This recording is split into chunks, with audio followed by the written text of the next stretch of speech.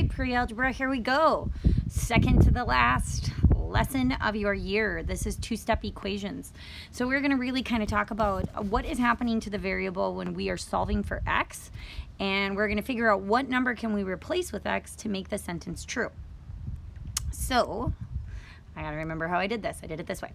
So if we look at these, we want to ask ourselves, what is happening to x? So in this first one, what is happening to x is it's being multiplied by 3.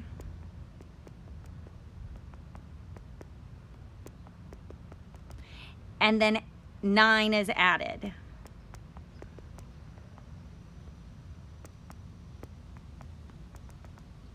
Notice I said, and then add is 9. 9 is added. 9 is added after it is multiplied by 3. Our final answer is 18. So something times 3 plus 9 is 18. On our second one, we have something plus 4 and then divided by 3. So we have in this one the sum of x and 4. The sum of x and 4 is divided by 3 to get 10. Now, when we start solving these, we're going to go in the opposite direction. So in our first one, we had the product of 3 and x plus 9 is 18. Now we have the sum of x and 4 is divided by 3 to get 10. In order to go backwards, we just do what the last thing that was happening to x is first. We've got 2 more, but I'd like for you to do those first. Come back, check your work.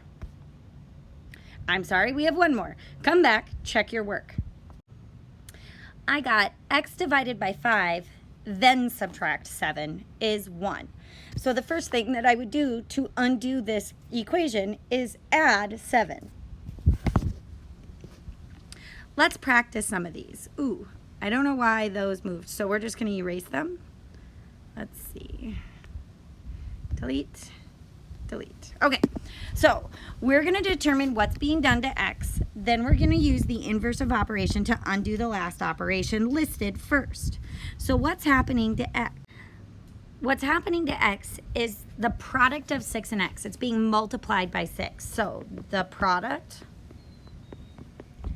of 6 and x, then add 2 is 20. That's what's happening to x. So when we start to use the inverse operation, we're going to undo the last thing that happens to x. So the first thing that happens to x is it's multiplied by 6. Then we add 2. So we're going to start with the first thing and then go to the second thing. So let's undo it. I draw a line and I undo by using the inverse operation. So the opposite or the inverse of adding is subtracting. When I subtract 2 from 20, I get 18. This crosses out, and I'm left with 6x. Now I just do the inverse operation to isolate my variable. I have 6x equals 18. The inverse of 6x is divided by 6, divided by 6. X equals 3.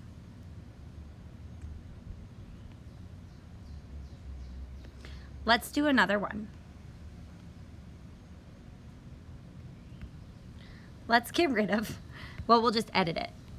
What is being happened to x? The first thing that's happening is x is getting added to 5. The sum of x and 5 is going to get divided by 6.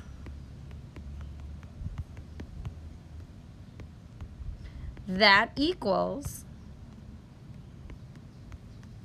8. So the first or the second operation, the last thing that's happening to x is it's being divided by 6. So that's where we're going to start with our inverse operations. I draw my line and I'm going to do the inverse of divided by 6. That would be multiplied by 6. So we're going to multiply by 6. 8 times 6 is 48. The rest just comes down. Now we're going to isolate the variable.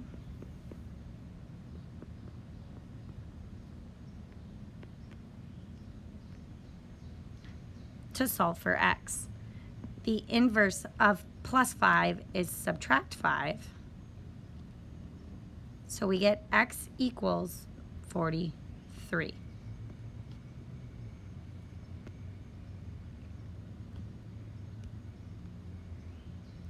I'd like for you to try this one and come back. Actually, we'll do one more and then you'll do the practice ones. So we'll do this one. Let's determine what's being done to x. X is being divided by 7. The quotient of x and 7. Then we're going to subtract 3. Then subtract 3 is our total, which is 19. So let's start with the last thing that happened. The last thing that happened is we subtracted 3, so we're going to do the inverse to the subtracting 3. The inverse of subtracting 3 is adding 3. So we get x divided by 7 is 16. Now we're going to isolate our variable by doing the opposite. The opposite of dividing by 7 is multiplying by 7. And this one you might use a calculator. You might have to do it in your head or be able to do it in your head, or you might just use long multiplication.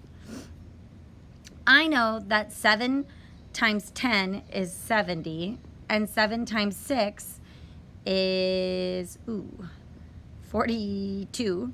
Sorry. Now when I add those, I get 112. X equals 112.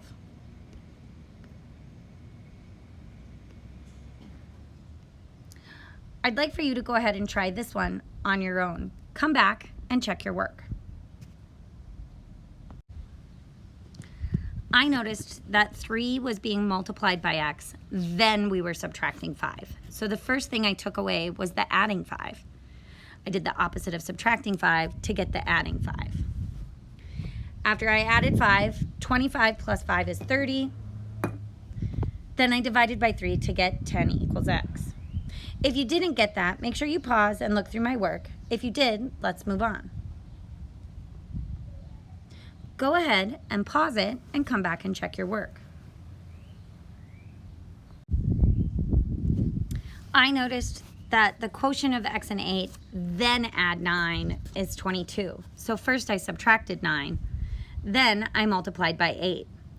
13 times 8 is the same thing as 10 times 8 plus 8 times 3 to give me 80 plus 24, which is 104.